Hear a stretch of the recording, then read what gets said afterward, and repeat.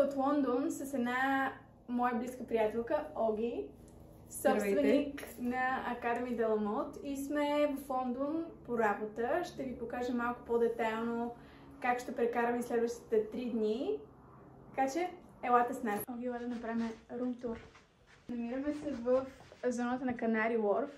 Ще ви разходим. И ето този басейн ни очаква малко по-късно. Може би не ви изглеждам като на човек, който е спал 3 часа. How do you feel back in the UK? Wow, I'm feeling great. My heart is full. I'm so happy to be here. Не е хубав слънчев ден, за разлика от нормата. Пети дойде и слънцето се появи.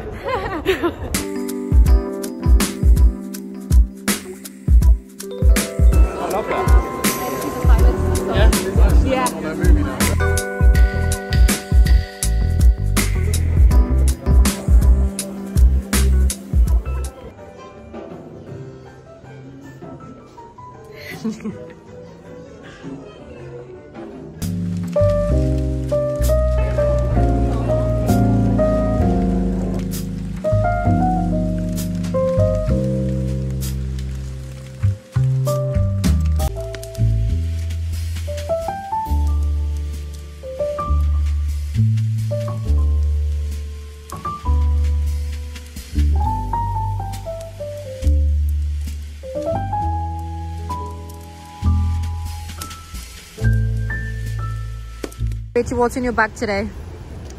Gummies. Задължително. Това не е нагласено, само да кажа. Паспорт.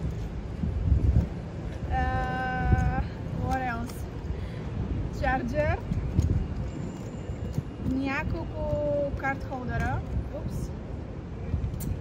И телефон. И любимия ми лип балм. The outfit. Show me the outfit. Така, аутфит. Излязохме специално да правим снимки, така че аутфит е Али Себис, full set, сако, оверсайз, това ми е любимото сако. И ти имаш такова? Да.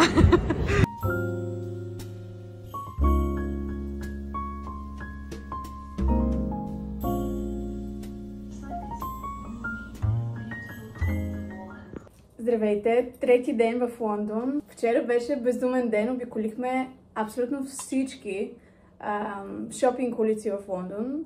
И просто в края на деня решихме да се поръчаме рум сервис и да припаднем. Така че не успях да снимам достатъчно много. Беше тежък ден. Да, беше тежък ден. Интенс. Днес ни е последния ден и ще ви обърнем малко повече внимание. Като старт на деня сме си поръчали отново рум сервис закуска. Сега ще ви я покажем. И продължаваме с нашите разходки. След това ми предстои малко по-късен полет към България.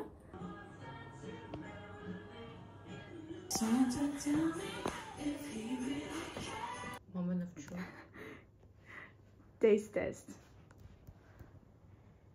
Не искам да дразня последователите с тези храни. Вау! Окей. Може да се превърнем в фуд влогъри всъщност. Бих дошла тук само за да ям. Да. Само това да правя.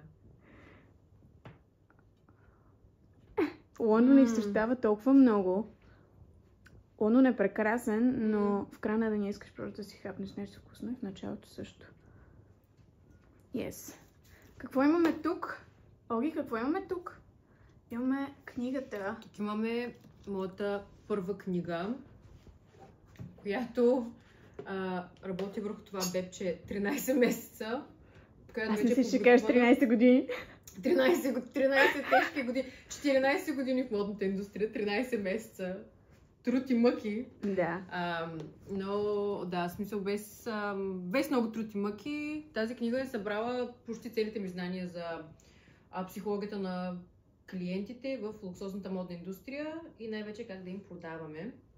Self-published е през Amazon и се радвам, че най-накрая е out, защото проектът е 3 годишен, а пък 13 интензивно работи върху него, така че вече се радвам, че е out.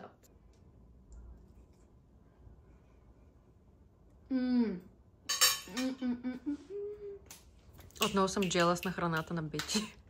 С нощи Бети яти брутален бургер. Брутален